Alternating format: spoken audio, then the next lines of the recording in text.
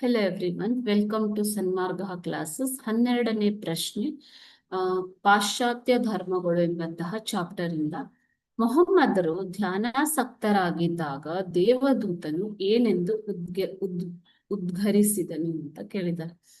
ಮೊಹಮ್ಮದರು ಧ್ಯಾನಾಸಕ್ತನಾಗಿದ್ದಾಗ ದೇವದೂತನು ಏನೆಂದು ಉದ್ಘರಿಸಿದನು. ಪ್ರವಾದಿ ಮೊಹಮ್ಮದ್ ಪೈಗಂಬರ್ ಅವರು ಇಸ್ಲಾಂ ಧರ್ಮದ ಪ್ರವರ್ತಕರು. ಓಕೆನಾ ಮಕ್ಕಳೇ, ಇವರು 570ರಲ್ಲಿ ಮೆಕ್ಕಾದಲ್ಲಿ ಜನಿಸ್ತಾರೆ. ಓಕೆ, ಇವರು ಇಸ್ಲಾಂ ಧರ್ಮವನ್ನ ಪ್ರಚಾರ ಮಾಡ್ತಾರೆ. ಸೊ ಪ್ರವಾದಿ ಮೊಹಮ್ಮದರು ಸದಾ ಚಿಂತನೆಯಲ್ಲಿ ತೊಡಗ್ತಾ ಇದ್ರು. ಓಕೆ, ಚಿಂತನಾ ಮಗ್ನರಾಗಿ ಒಂಟಿಯಾಗಿ ಪ್ರಾರ್ಥನೆಯನ್ನ ಮಾಡುವ ಅಭ್ಯಾಸ ಉಳ್ಳವರಾಗಿದ್ದರು.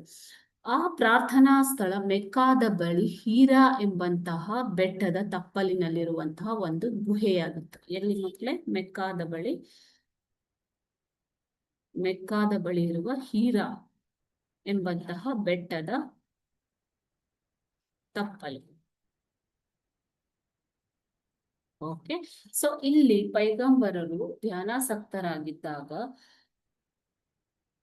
ದೇವದೂತನು ನೀನು ಅಲ್ಲಾನ ಅಥವಾ ದೇವರ ಪ್ರವಾದಿ ಎಂದು ಉದ್ಘರಿಸಿದನು.